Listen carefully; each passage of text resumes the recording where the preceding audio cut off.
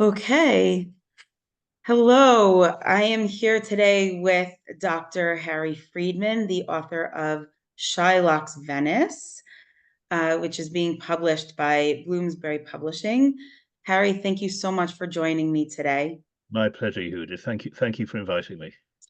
So, we're going to speak about your new book that's being released by Bloomsbury. And I just want to say, first of all, congratulations. Thank you. Thank you. So, this is not your first book, is it? It's by no means my first book. No, I think it's my seventh book for Bloomsbury. I've been writing books for a long time, but seriously for Bloomsbury for the last 10 years. I write about Jewish topics, not religion particularly, but more about Jewish culture, Jewish history, uh, that sort of thing. And I what I do is I take academic work and I try and rewrite it for a popular audience. So people who want to know about the subject don't want to plow through tomes and tomes of academic research and just want to know. That's what I'm trying to do. And so, can you give me a little bit more about your background and tell me how did you become a writer? How did you start getting into this field? Okay, so I mean, I have a very varied background. I've done many different things. For years, I ran small businesses. I enjoy change. I enjoy variety, and I've always written sort of on the side. When I was in business, I was writing blogs. For a while, I worked for a Jewish organization, and I was writing material for them. And I've always enjoyed writing. And eventually, I thought, well, I've got to a certain age. I don't want to be working for a an organization anymore or running my own business. I want to just write what I enjoy writing, and that's the point where I started to write books. So I wrote a book, a biography of the Talmud. I sent it to Bloomsbury. They snapped it up straight away, and I sort of moved forward from there. Okay. And how did you come to write about the history of Venice? So that's when you write books, there are many topics. Sort of topics go through my mind every day as things I could write about. Some are more commercial than others. Some are more interesting than others. And what I try and do is to find a balance between what people want to read and what I find interesting to write about. Because if I'm not interested in it, I can't write well. So I have to be interested in the subject. And the idea of ghettos, ghettos these days are something that's a word we're all familiar with. It doesn't mean anything like what it meant when the first ghetto in the world, the ghetto in Venice, was set up. And I just thought that was an interesting subject to go back to the beginning of the idea of ghettos and what was it. And the more I looked into it, the more I realized that actually the ghetto in Venice was a very special place. There were ghettos all around Europe, but the Venice ghetto was very different from all the others. It was a very special place, and I thought it deserved a treatment. Definitely, definitely. So let's go into that then. Can you give us um, a brief description of what the original ghetto was like? Yeah, of course I can. So we start off with the ghetto. The 1516, the Jews in Venice are forced into a ghetto, and the reason why they're forced into a ghetto is because there's a tension in the town. Venice is a very powerful republic. It's an independent republic. It's not under the control of the Pope, which most cities in Rome were. It's an independent republic. It had fallen into war. It had been attacked by a coalition of forces from around Europe, the Pope, the Holy Roman Emperor, the King of France. They had all attacked Venice because they felt it was getting too powerful. The result of that was that the Jews were allowed into Venice, which they hadn't been before. They were allowed into Venice for their own safety. But once they're in Venice, there's this tension between those who want to keep the Jews there because they're economically useful, because they can be taxed, and because some of them are merchants, and therefore they're of value to this very mercantile economy which Venice has. Venice is very much about money, and so the Jews were economically useful. Tension between those people and those who didn't want to see Jews, who felt that Jews brought pestilence, that the Jews were somehow unclean, all the horrible anti-Semitic tropes that we know from the medieval times and again from now. All these things were going through these people's minds. So you've got these two tensions: those who want the Jews, those who don't want the Jews, and the result, the compromise is we'll keep the Jews in the city, but we'll put them in the corner. We'll lock them up in a place where they, right on the edge of the city where they can go out during the day, but they're locked in at night. And that's how it began. And the ghetto itself was a horrible, squalid place. Um, Many people listening to this, watching this YouTube, may have been to Venice. It's a square. It's a square, a row of four houses around a what these days is a paved square, but in those days was just a muddy field, with various alleyways going off it eventually to as the ghetto expanded. But very dirty, with no hygiene, no room to expand outwards. Once the two or three alleyways coming off the square were taken into the ghetto, there was no space to go out, so they had to go up. So the houses, if you look around the ghetto, the houses are very tall, very narrow. Venice is a city of canals, so the soil is very wet and muddy and really sort of just horrible. Um, and therefore the housing was dangerous. It was unstable. It was cramped. It was really not a nice place to live. Hmm. And yet, it was not, it sounds like you said, an extremely squalid, disgusting area to live in. And yet, you write in your book that Venice was called La Serenissima, the most serene, and it was exquisite, and the architecture was beautiful. It's still beautiful and it's enchanting. So, how does that compare? So, okay, so La Serenissima is the city of Venice with its canals and its palazzi, the palaces on the canals and the beautiful architecture and the arts. That wasn't the ghetto. The ghetto. And in fact, if you go to Venice and you come out of the tourist center, you can see that that there are places in Venice which are just like anywhere else, apart from the fact there are canals. It's a city like any other city. So although it's the serene republic, that applies only to the sort of the wealthy, the upper class areas in the middle.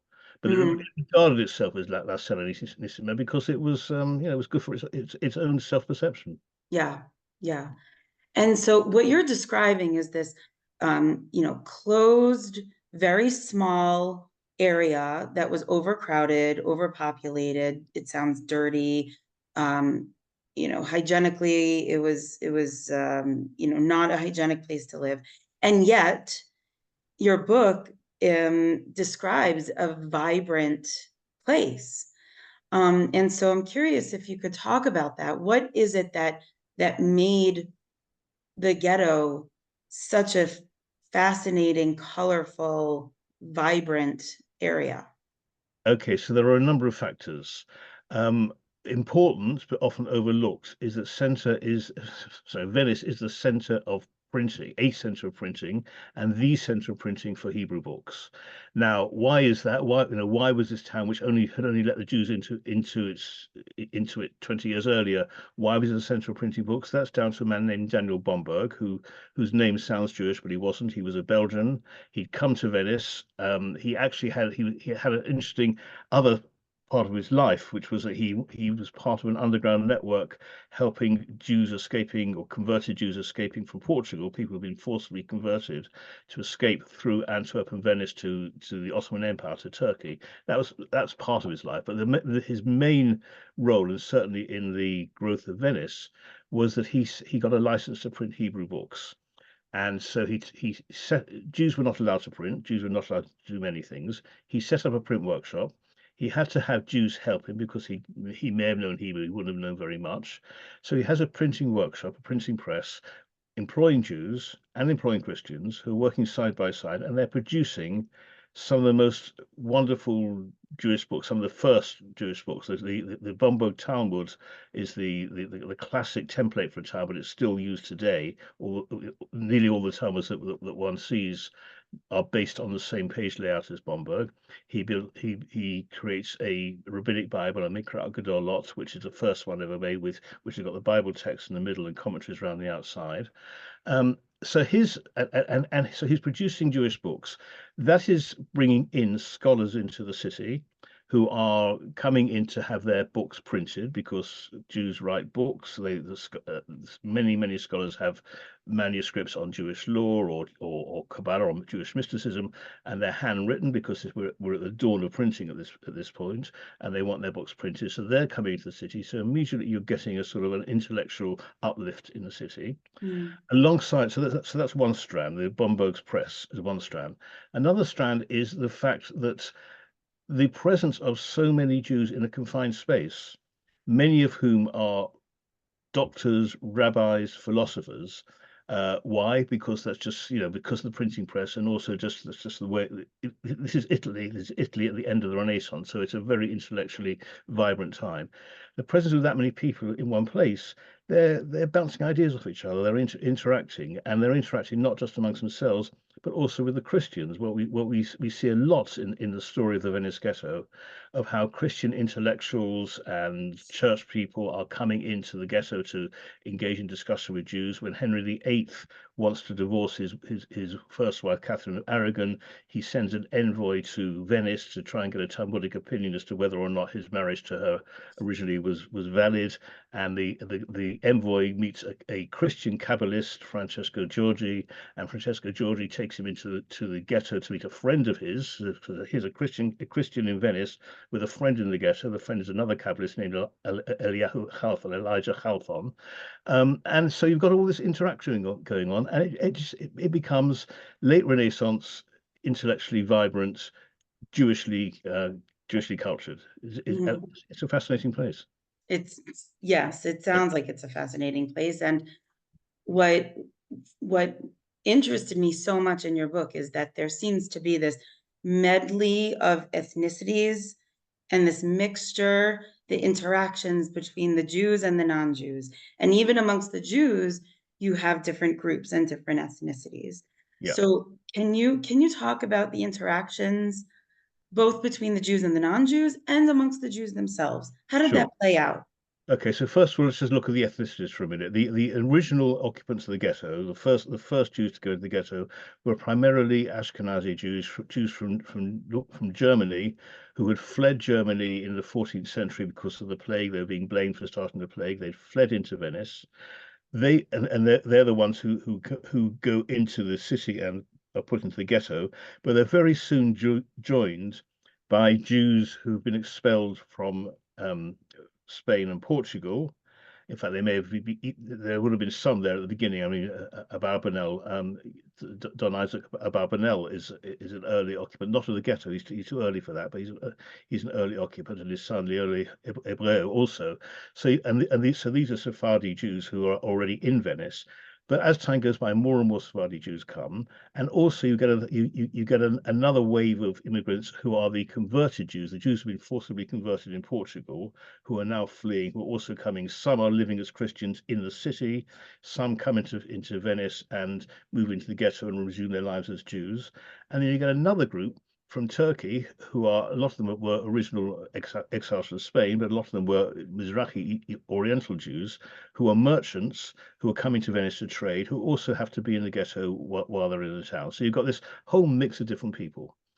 So, in terms of interaction amongst the Jews initially is quite limited because the in those days, not just in Jewish culture, in all cultures, people of different nationalities were regarded as nations and they didn't mix. So in Venice, there are areas for the Turks and the Germans. There were not ghettos, but Turks and Germans. People lived amongst themselves in their own communities. So initially, there's not that much interaction.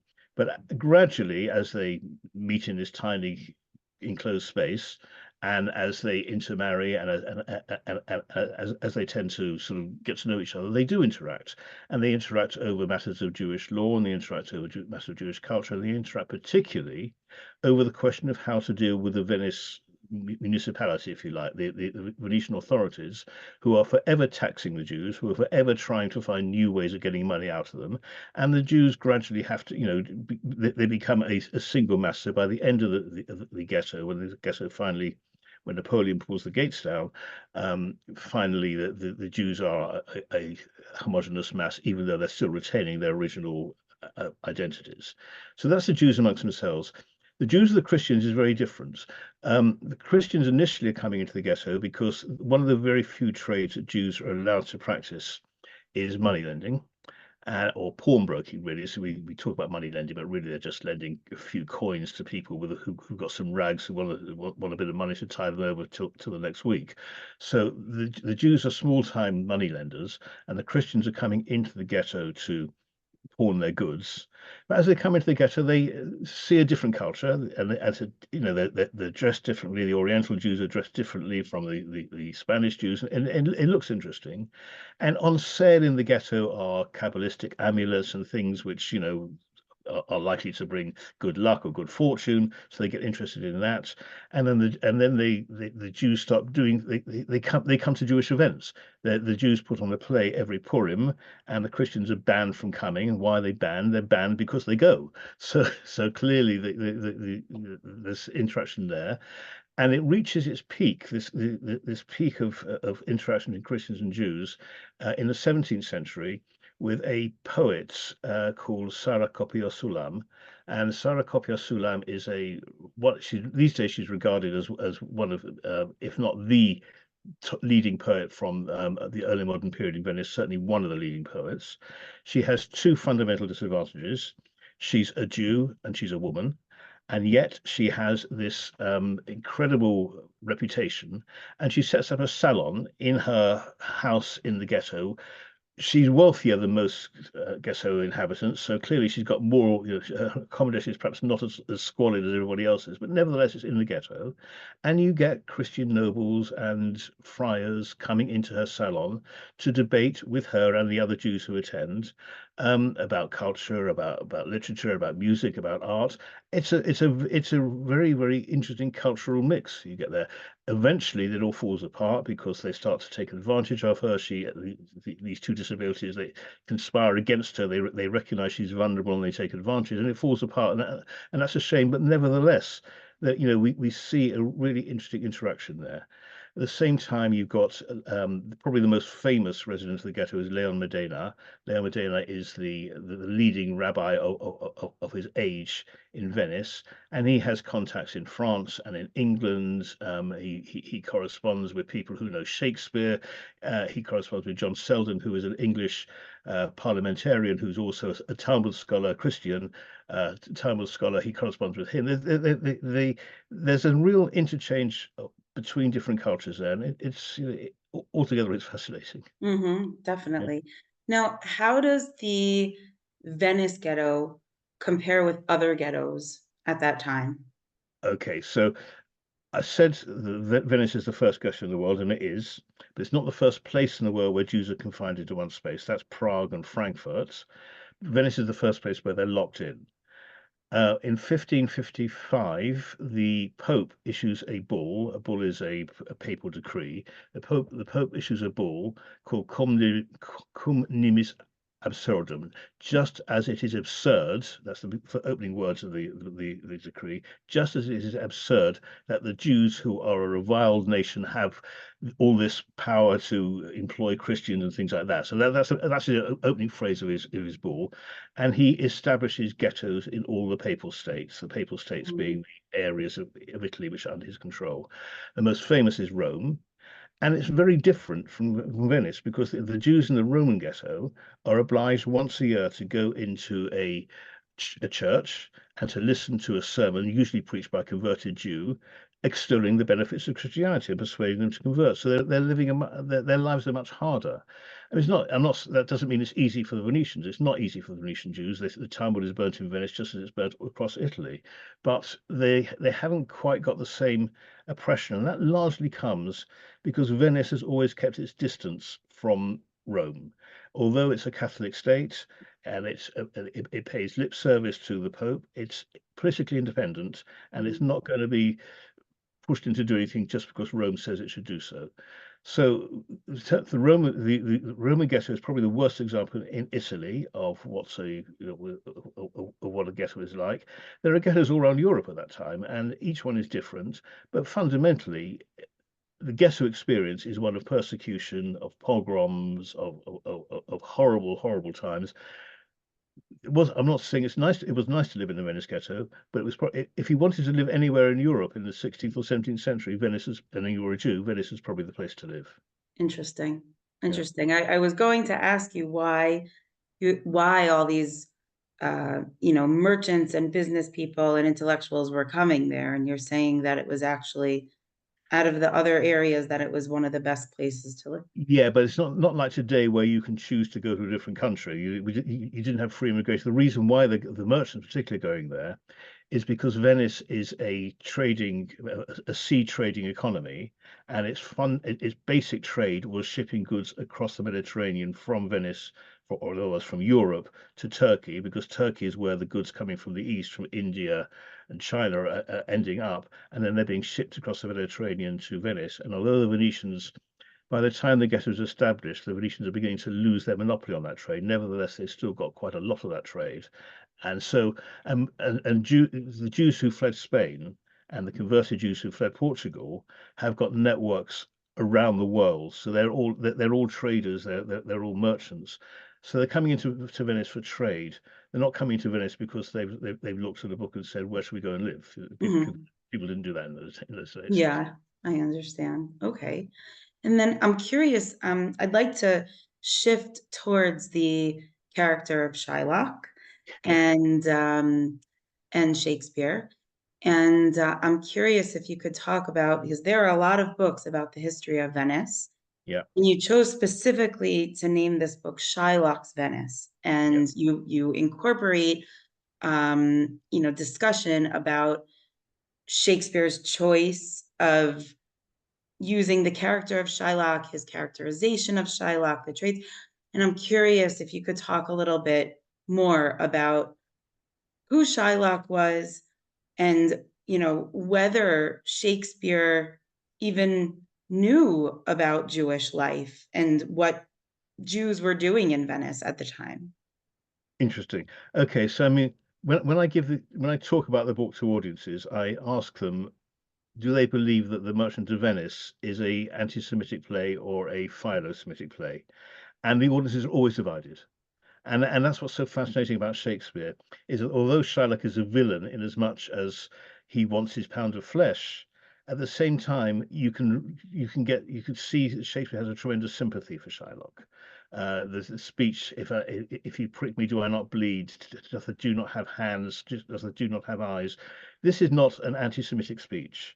There are other bits which are, but it's really interesting to see whether whether Shakespeare regards Shylock positively or negatively.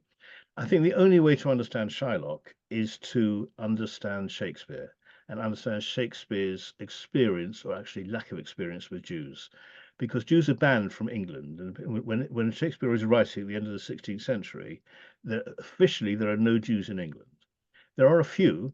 There's a small number of Jews who tend to be converted Jews, although they're still regarded as Jews. So the Queen's physician Lopez is a converted Jew.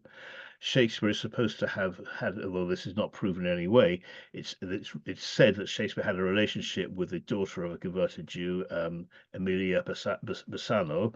Her father was a musician in the Queen's orchestra. So Shakespeare has a certain knowledge of a few converted Jews, but he doesn't know Jews as somebody in New York or London today might know Jews. So, what is his Shakespeare attitude towards Jews? Shakespeare has a friend called Christopher Marlowe, another playwright, and Marlowe has written, just before Shakespeare writes The Merchant of Venice, Marlowe has written a play called The Jew of Malta. And in the Jew of Malta, the villain, or the hero of the play, was a villain, the Jew of Malta, does all the things that anti-Semites expect of Jews. He poisons wells. He uses Christian blood for baking. He's responsible for the plague. He does all these things. He steals. He robs. Shylock does none of these things. So you might say, well, maybe Shakespeare is creating Shylock as an alternative view of Jews to Marlowe's, because he and Marlowe know each other. They work together sometimes. Maybe Shylock is a sort of a counterpoint to Marlowe. Shakespeare's saying Jews are not necessarily all that bad. Equally, though, Shakespeare writes two plays about Venice. He writes them both in the same year, Othello and Merchant of Venice. And he doesn't seem to know Venice. We don't think Shakespeare probably ever left England, let alone travel to Venice. He has Shylock in quite a big house, meeting Antonio in the street. That's not somebody who lives in the ghetto. So, what does that mean? Does that mean that Shakespeare knows the ghetto and is placing Shylock before the ghetto in the 15th century? Possible, but unlikely. more likely Shakespeare doesn't know about the ghetto. Mm. But Shakespeare knows people who know Leo Modena, who is the most apart from Shylock, the most famous Jew in Venice. He knows these people, and he must have had some concept of the ghetto. So the answer probably is that Shakespeare knows about the ghetto, either doesn't consider it significant or doesn't understand its significance, or just decides to ignore it and write a play with a Jew in Venice without going into the details of how the Jews live. But altogether, the question of, and I deal with this quite a lot in the book, the question of Shakespeare's attitude towards Shylock, it's tied up with the occult, with the early modern interest in mysticism and the planets, and it's complicated. I use the work of Dame Frances Yates, who was a wonderful scholar who died 20, 30 years ago. Um, she has some wonderful insights, and I use those in the book to show that actually Shakespeare, if, just another way of looking at it, Shakespeare is neither interested in being for or against the Jews. He's using Shylock as an occult character to make statements about the harmony of the universe, which is Mm. getting complicated. But you have to read the book to find that out. Interesting. So then, how is it that Shylock has kind of developed into this association with anti-Semitism? Well, I think any prominent Jew has become associated with anti-Semitism. Clearly, there's a way of looking at Shylock and saying he wants his pound of flesh. He just wants pure justice. He's not interested in sympathy. This gives you an opportunity for anti-Semitism. But you could say the same about the Rothschilds. You could say the same about George Soros. Any prominent Jew becomes a trope for anti-Semitism. Yeah. Yes, probably more so in the case of Shylock because it's quite easy to read Shylock as purely a villain. But I think that just if you're stupid enough to be an anti-Semite, you're going to pick up on anything. Good point. Um, I'm curious to talk about your process in writing this book. Yeah. How long did it take for you to go from your vision to doing your research and coming out with a final product? Well, there's always a gap between vision and action because you're waiting for the publishers to get their act together, to decide when they want to bring it out, all that sort of stuff. And that can take, I can't remember how long that took, probably 6 months to a year, something like that. Then to actually write the book takes about a year. Now, some people tend to do all their research, get immaculate notes, and then sit down and write the book, and then write the book in a few months. I can't work like that. I research and write at the same time. I research a topic, I write it down. I research another topic, write it down, and go like that because that's just the way I work. And then at the end, I tie it all together. And the process, yeah, I guess the process took me about a year. So Mhm.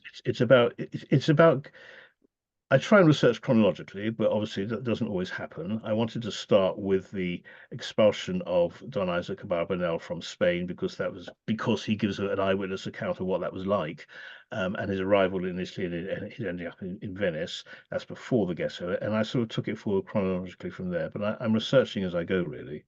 So I don't, Mhm. I, I don't, I don't know how the book is going to end until I get there. It's interesting. It's actually remarkable that you managed to write with such detail in just a year. Well, there is a remarkable amount of information on Venice.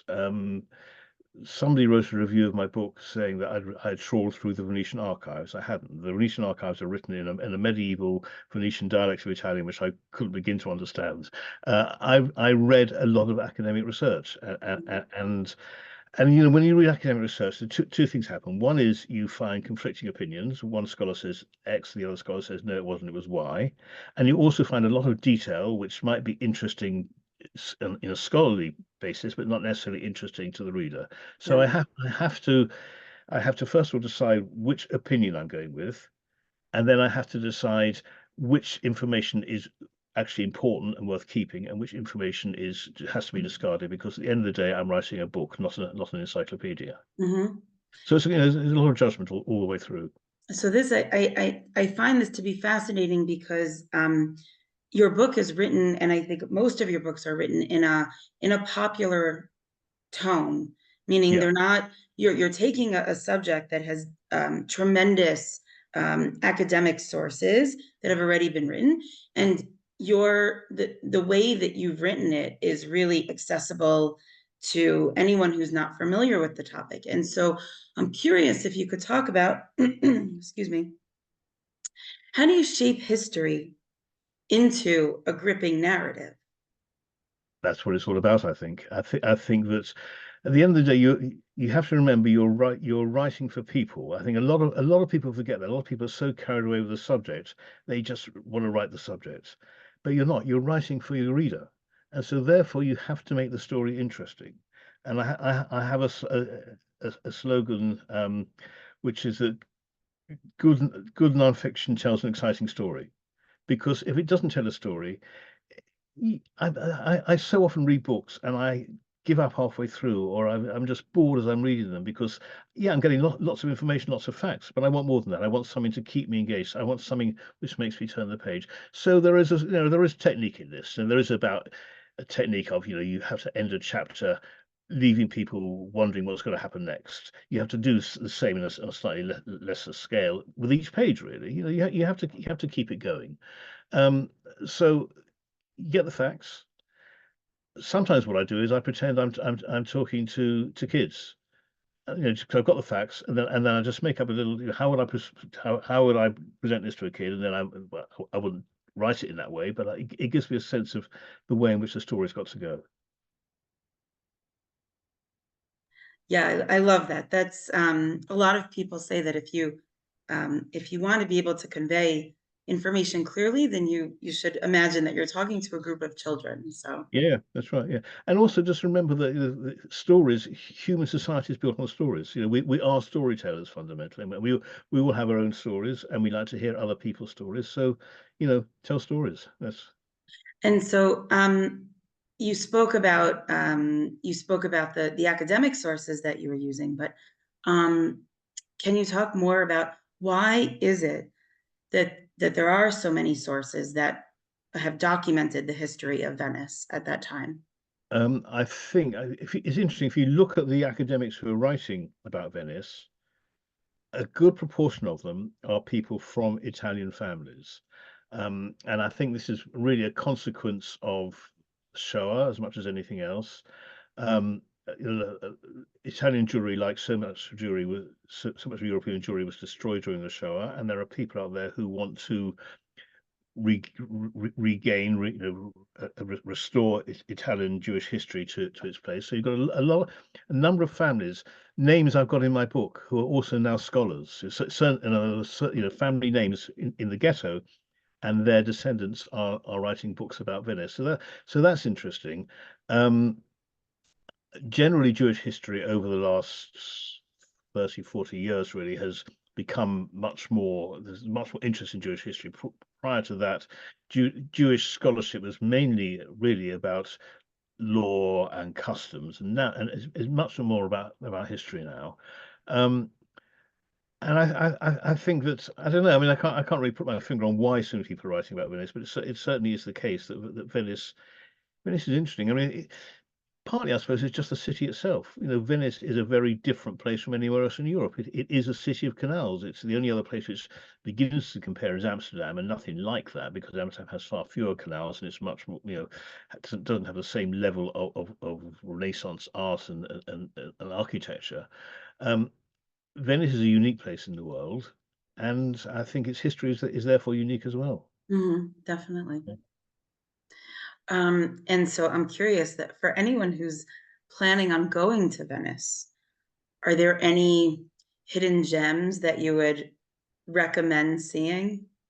Well, I think you go to Venice. There is so much to see. There's not much of Jewish interest to see other than the ghetto and the synagogues. The synagogues are certainly the most beautiful uh, Jewish exhibit in Venice. The synagogues are beautiful. I mean, they're red, they're purple. I can send you some pictures if you like. They're lovely because the Venetians the synagogues are built towards or at least restored towards the end of the ghetto, by which time the Venetians have got some money, and they're really putting as much into the artwork of the synagogue as they can. So I would have a look at the synagogues. The ghetto itself is not. Yes, it's worth visiting, certainly worth visiting. It's not architecturally beautiful in the way the rest of Venice is. There is Jewish life in the ghetto now. There are two kosher restaurants. There are a number of shops. There is, of course, Chabad's. There are a number of Jewish activities in the ghetto.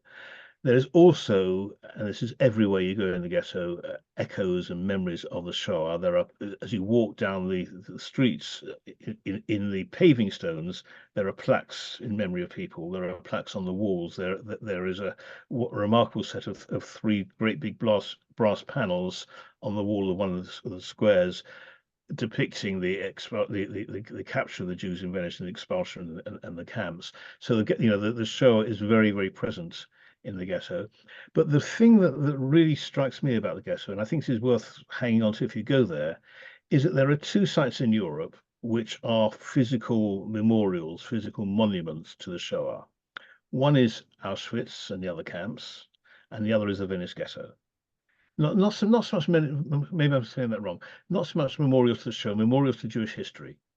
Auschwitz and the Venice ghetto. There are no other physical places in Europe where, yes, you can look at the old synagogues in France or Spain or something, but it's not the same thing. There are two real memorials, the ghetto and the camps, Meaning and that they haven't been touched or renovated? Is haven't that been what you touched, mean? or renovated. One of the great things in the Venetian in favour of the Venetians today is they haven't turned the ghetto into a theme park, which they Mm, could so easily have done. So you've got two memorials, if you like. The difference between the two is that the ghetto has come back to life. And I think that's a really positive, interesting thing that there is now Jewish life again in the ghetto. The architecture is such that people wouldn't want to go and live there necessarily because the houses are small and cramped, but it is still where the synagogues are. If you live in Venice, if you're Jewish in Venice, you go into the ghetto because that's where your synagogues are. It's where you go to do your shopping. It's where you go to where the kids go to school. So there is life again in the ghetto, which is, I think, really interesting and fascinating. really optimistic. Yeah, yeah, Yeah, it's fascinating. yeah. And I'm curious, in terms of going back to the publishing process. Um, I basically nowadays it's so competitive and selective to have a book that's published, especially with a huge publisher such as Bloomsbury. Yeah. And I'm curious if you have any advice for any aspiring authors out there who dream of being published. Do you have any tips, any advice? Um, Well, I think there are two main things. One is don't expect to make a fortune. You might if you're very lucky, but the chances are you won't. And the other is to write what you like and write what you enjoy, irrespective of its publishing potential. Because mm, the only way you're going to write a really good book is if you pour your heart and soul into that book and you believe in yourself and in the book. So don't sit down and think, I want to be a famous author. What story can I write which publishers are going to buy and are going to sell millions of copies? It's just not, that's just not going to happen. Um, Write what you enjoy, believe in what you write, and if you get it published, great. If you want to self-publish it, that's fine, but there's an awful lot of work involved in self-publishing. A lot of, the big, I think, for many authors, the big negative about writing at all is promoting the book. There's an expectation that you're going to write a book, give it to a publisher, and it's going to get promoted and sold. Doesn't happen. It's down to you to promote the book. So if you want to write a book because you want to write a book, that's great. If you want to write a book in order to sell, be aware that you're going to have to promote it. mhm. And so I'm curious, what do you have another book that you're planning on writing after this one? Well, I'm writing a book at the moment. I wrote a book 3 years ago, about 2 or 3 years ago, about Leonard Cohen and the Jewish sources and not just the Jewish, the spiritual sources that Leonard Cohen used in his music. And my publishers have now asked me to write a book about Bob Dylan. Now, Bob Dylan doesn't use spiritual sources in the same way that Leonard Cohen does. Bob Dylan draws on a much, well, they both draw on a very wide range of influences, but Bob Dylan's influences are much harder to pin down than Leonard Cohen's.